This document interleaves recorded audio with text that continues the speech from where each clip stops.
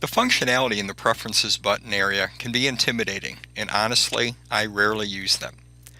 We've set the settings based on a lot of customer feedback, but you can change it as you wish. Probably the most important thing to take away in this section is what type of images do you wish us to create.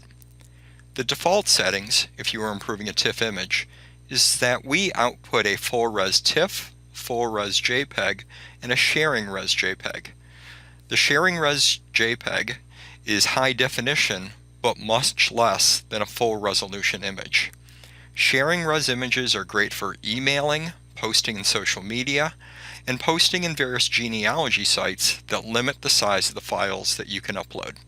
If you are improving a JPEG image, then the default is to output a full res JPEG and a sharing res JPEG.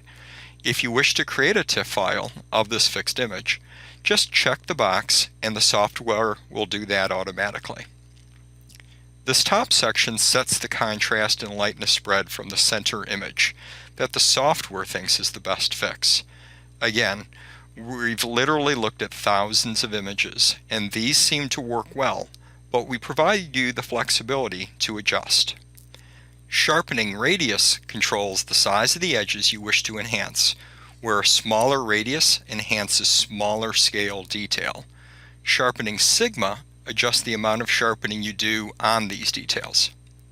Our sharpening algorithm is really quite unique. Because water is 784 times more dense than air, we had to get very good at sharpening an image.